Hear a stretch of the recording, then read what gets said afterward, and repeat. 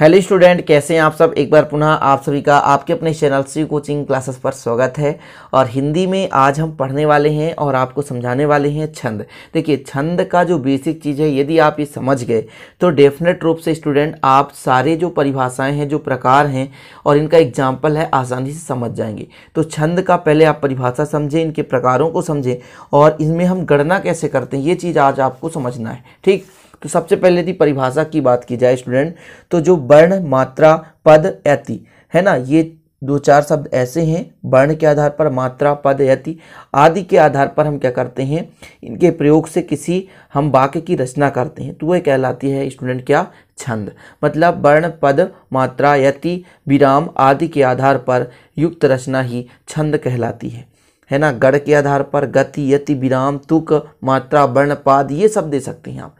मात्रा, वर्ण, पाद है ना, पद, यति, संख्या, क्रम आदि के आधार पर की गई रचना क्या कहलाती है, छंद कहलाती है। अर्थात स्टूडेंट जिन रचनाओं में वर्ण, मात्रा, यति, गति, तुक आदि पर बल दिया जाता है, वे छंद कहलाते हैं। ठीक है ना। कोई भी काव्य रचना है, उस पर वर्ण यानी जो आपका शब्द है, मात्रा है ना, छोटा मात्रा, बड़ा, सब कुछ समझाएंगे। मात्रा क्या है, तुक, गति, लय, किस लय पर उसे बोला जा रहा है, इस पर यदि जोर दिया जाए, इस पर बल दिया जाए तो क्या कहलाते हैं, छंद कहलाते हैं। या तुक, मात्रा, लय, विराम, वर्ण आदि के नियमों से आबद्ध पंक्तियां छंद कहलाती है। भिन्न भिन्न प्रकार की परिभाषाएं आप दे सकते हैं। तो ये आप परिभाषा इसको लिख लें, है ना, या कि जो मैं बता रहा हूं, जैसे तुक, मात्रा, लय, विराम, वर्ण आदि के नियमों से आबद्ध पंक्तियां छंद कहलाती है।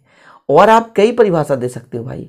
अक्षरों की संख्या एवं क्रम, मात्रा गणना तथा यति, गति से संबद्ध विशिष्ट नियमों से नियोजित पद रचना छंद कहलाती है। तो सबसे जो इजी लगे उसको आप लिख लिया करो। देखो, वीडियो को पुश कर लो, रोक लो, उस परिभाषा को लिख लो, नोट्स बना लो।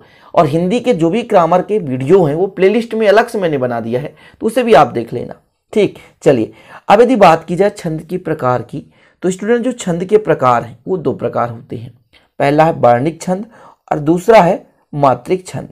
अब वर्णिक छंद की जो परिभाषा है, शब्द से ही अर्थ निकलता है कि ऐसा छंद जिसमें वर्णों के आधार पर काव्य रचना होती है, उसे हम वर्णिक छंद कहेंगे।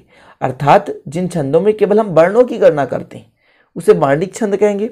और जिसमें स्टूडेंट मात्राओं का विधान रहता है या मात्राओं के आधार पर गणना की जाती है, उसे हम कहते हैं मात्रिक छंद। तो इनकी परिभाषाएं भी आप लिख लीजिए। वर्णिक छंद का पहले आप लिख सकते हैं कि जिन छंदों में केवल वर्णों की गणना की जाती है उन्हें हम क्या कहते हैं, वर्णिक छंद कहते हैं। ठीक है। और जिन छंदों में केवल मात्राओं का विधान रहता है उसे हम मात्रिक छंद कहते हैं। अब देखिए, आप सोचेंगे कि क्या यही दो छंद है, तो वैसे मुख्यतः तो दो ही छंद होते हैं, वर्णिक छंद और मात्रिक छंद। लेकिन स्टूडेंट इसके और भी, जैसे आप पढ़ोगे मुक्त छंद पढ़ोगे, और एक आपको पढ़ना है मुक्तक छंद या वार्णिक वृत्त पढ़ोगे। ठीक है। तो आप लोग मुख्य रूप से दो ही समझेंगे, वार्णिक छंद और मात्रिक छंद। इसके बाद और जो मैंने कहा कि वार्णिक वृत्त है, ठीक है, और मुक्त छंद या मुक्तक छंद है, उनके बारे में भी मैं आपको बता दूंगा। लेकिन जहाँ तक आप 11वीं-12वीं तक के बच्चों के लिए इतना काफ़ी है कि वर्णों के आधार पर जो काव्य रचना है, अर्थात जिन छंदों में केवल वर्णों की गणना की जाती है उसे वार्णिक छंद कहते हैं, और जिन छंदों में केवल मात्राओं के विधान रहता है उसे मात्रिक छंद कहते हैं। अब यदि आपसे पूछ दे कि रस के अंग कितने हैं, तो रस के टोटल 7 अंग हैं। पहला पाद यानी जिसे पद कहते हैं, मात्रा और वर्ण, तीसरा आपका संख्या और क्रम, गण, गति, यति या विराम, तुक। ये है आपके क्या, छंद के अंग। तो अंगों को याद कर लो। जिस प्रकार से रस के 4 अंग थे, विभाव, अनुभाव, संचारी भाव, विभाव, उसी प्रकार से छंद के भी अंग यहाँ पर हैं। ठीक है। पाद, मात्रा और वर्ण, संख्या और क्रम, गण, गति, यति, विराम है ना, और तुक। ये आपको याद कर लेना है कि छंद के कितने अंग हैं टोटल, तो छंद के 7 अंग हैं। यदि आपसे कोई पूछ दे कि छंद के अंग बताओ, तो आप बता देना कि छंद के टोटल 7 अंग हैं। अब मात्राओं की जो गणना की जाती है, तो उसको आपको थोड़ा समझना जरूरी है। जैसे ह्रस्व स्वर किसे मानेंगे, दीर्घ स्वर किसे मानेंगे, जिसे एक मात्रिक और द्विमात्रिक कहते हैं। मतलब जिसको हम एक गणना करेंगे वो एक मात्रिक कहलाएगा, जिसको हम 2 गणना करेंगे वो 2 मात्रिक कहलाता है। जैसा कि आप पढ़ोगे है ना, दोहा है, और आप पढ़ोगे सोरठा है, चौपाई है, चौपाई में पढ़ते हैं कि प्रत्येक भाग में 16 मात्राएं होते हैं। अब ये मात्रा कैसे गणना करेंगे भाई, किसको हम क्या मानेंगे? जैसे आप पढ़ोगे कि चौपाई जो होता है सममात्रिक छंद है, इसके प्रत्येक भाग में 16 मात्राएं होती हैं।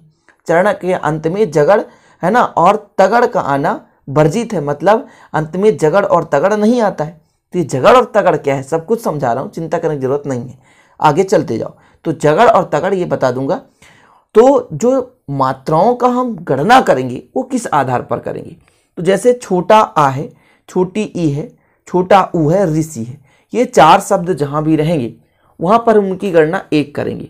जैसे छोटा ना है वहां पर 1, क्योंकि यहां पर छोटा आ लगा रहता है। लेकिन बड़ा ना आ गया तो बड़ा आ कहलाएगा, बड़ी नी आ गई तो बड़ी ई कहलाएगी, बड़ा नू आ गया तो बड़ा ऊ कहलाएगा। ए यानी ने, नए, नो, नौ, तो ये सब द्विमात्रिक है, मतलब इसको हम 2 मानकर गणना करेंगे, है ना। यहाँ पर आ, ई, उ, ऋषि, मतलब 4 को हम मानेंगे क्या? लघु, है ना, ह्रस्व स्वर और द्विमात्रिक यानी बड़ा स्वर आ, ई, उ, ए, ऐ, ओ, औ। इस प्रकार से इतना आपको तैयार कर लेना है, क्योंकि आगे चलकर आपको दिक्कत होगी मेरे भाइयों, इसलिए बेसिक बता रहा हूं। क्योंकि आप बेसिक ही कर लो क्लियर तो आपसे फिर आसान हो जाएगा, ठीक है।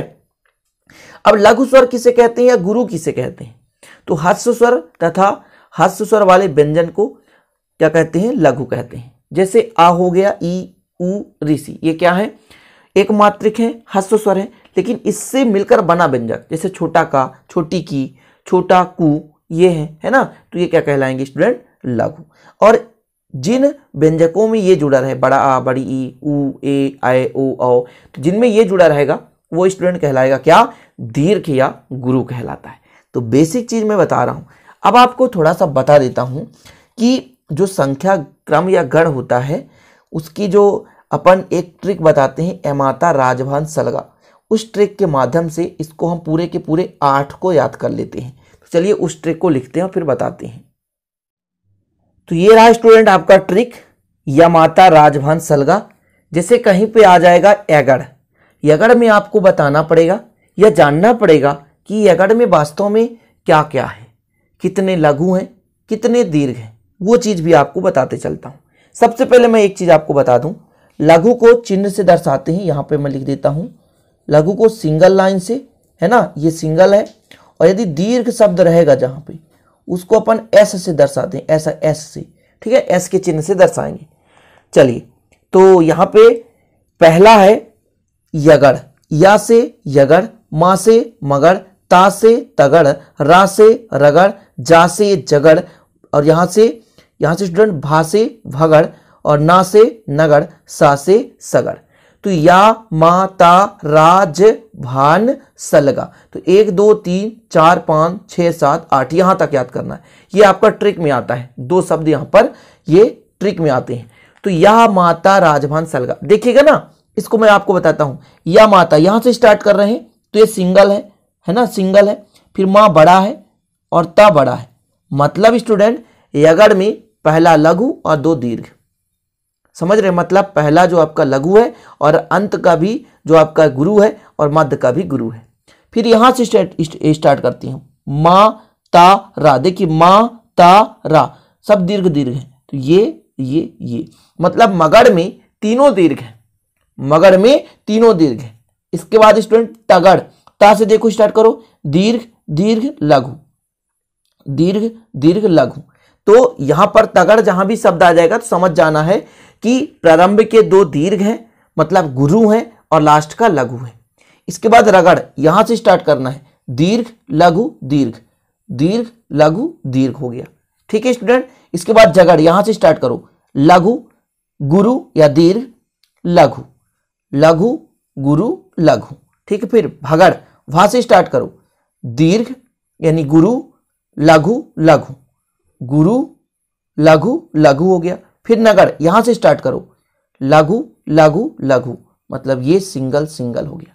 इसके बाद सगड़, यहां से देखो, लघु लघु दीर्घ, लघु लघु दीर्घ। तो यहां से इन शब्दों में से अर्थ ये निकलता है कि जैसे एगड़ शब्द आ गया, मतलब इससे पता हो गया कि जैसे मैं यहां पे यदि कह दूं बहाना, ट्रिक, कोई भी शब्द है बहाना। अब बहाना में देखो पहला लघु है, दो दीर्घ है। हाँ, तो यहां पर अंत में यदि आ जाए कि अंत में अगर शब्द आता है तो फिर आपको तुरंत समझ जाना है कि अगर शब्द में पहला आपका लघु रहेगा और दो दीर्घ रहेंगे। इसी प्रकार से स्टूडेंट यदि मैं मगध में कहूं तो कह दोगे आप आजादी। देखो तो सभी में बड़े अक्षर है ना, तो तीनों आपके पास है ना लघु सॉरी दीर्घ दीर्घ दीर्घ मतलब गुरु गुरु गुरु है। तगड़ में यदि दो दीर्घ और फिर एक तो आप लिख दो बाजार। देखो तो जरा ये आपका लघु है और ये गुरु है दोनों, ठीक है ना। सिस्टम से इस प्रकार से आप और लिख सकते, जैसे यहां पर लघु बीच में लघु होगा और दोनों गुरु, तो नीरजा, ठीक है, नीरजा ये आपका हो गया स्टूडेंट क्या, दीर्घ दीर्घ और लघु, ठीक है। या इसको हम कह सकते हैं गुरु गुरु लघु, ठीक। इसको आप एग्जाम्पल दे दो, कुछ भी दे दो, यहां पर दे दो, मैं छोटा सा दे देता हूं प्रभाव, ठीक है, प्रभाव। और भगड़ का दे दो, भगड़ का मैं दे देता हूं नीरद, पहला बड़ा और दो छोटे हो गए, ठीक है। और ऐसे ये तीनों छोटे तो कमल। ये शब्द से यहां पर आप जान जाओगे कि ये कौन सा है, रगड़ है ना, ये कौन सा जगड़ है, क्योंकि ये शब्द मिलेंगे आपको तो आप समझ जाओगे कि पहला अक्षर क्या है, लघु है कि दीर्घ है। और यहां पर वसुधा दे देता हूं, वसुधा, तो पहला और दूसरा आपका लघु है और लास्ट वाला वसुधा, तो लास्ट वाला आपका दीर्घ है। तो इस प्रकार से ये जो बेसिक है वो मैंने करा दिया। और ये आपका गति है, विराम है, तुक है, लय है, तो इनको समझने की जरूरत है, तो अगले वीडियो में करा दूंगा। साथ में अगला जो वीडियो आएगा स्टूडेंट वहां से मैं स्टार्ट करूंगा चौपाई, रोला, हरि गीतिका, बरवै, दोहा, सोरठा, उल्लाला, छप्पे, कुंडलिया, इन सभी छंदों को मैं आपको समझाऊंगा। सवैया, गीतिका, हरि गीतिका जो भी हैं, घनाक्षरी, मालिनी, मदक्रांता, ये सारे छंद मैं आपको कराऊंगा।